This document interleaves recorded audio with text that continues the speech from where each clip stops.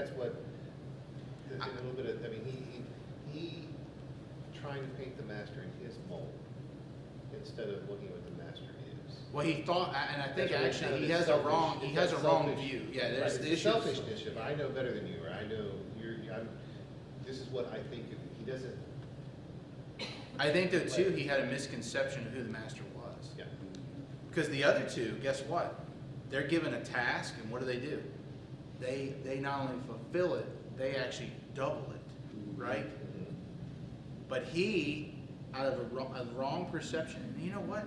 How many people have we known who have received Christ, they've been living in Christ, but they actually, or even those who do not, and they have a really hard time coming to receive Christ, they struggle because they have a misperception of who God is. I'll tell you what, a great book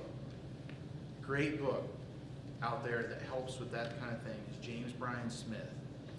And he talks about the issue of who God is, and seeing that, and seeing the things that we bring into our lives, and then we struggle to get rid of them. And so then we actually we paint a picture of God within us. We may do it intentionally, we may not, but we paint this picture, and then we can't get away from it. And it's awful. It's The Good and Beautiful God is the book. It was that coming to my head.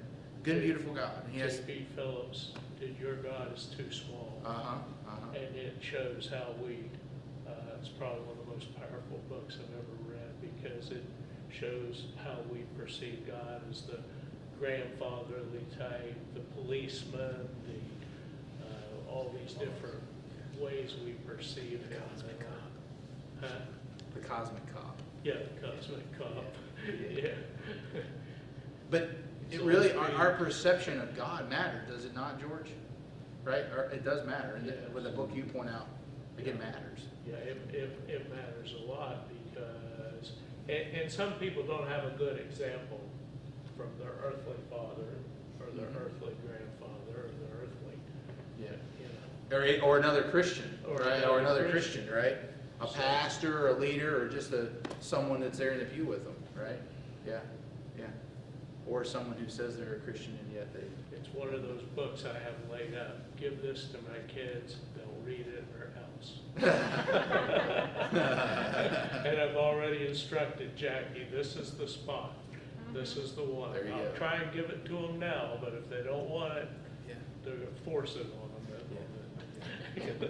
Give it to them. Yeah. But the anticipation here within this setting, and this will be my closing statement, the anticipating of having been given and received should lead to more and not the same nor less. Let me say that again. Anticipation of having been given to or received should lead to more and not the same nor less. And you and I, as followers of Jesus, we should have a greater anticipation today than we did yesterday. And when I say anticipation, that's not just having like, hoorah, yippee. That's not the anticipation I'm talking about.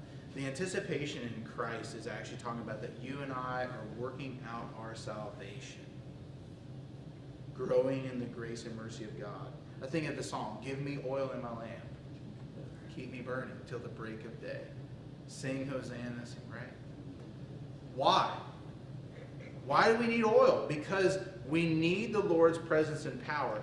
And if you and I are not willing to work for it, guess what? It'll go away. It'll dry up. What does the oil represent?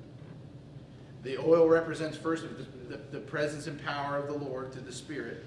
But I believe it also speaks of the inspired word. It speaks of prayer. It speaks about being among the body, because we encounter the Lord in the midst of the body, about being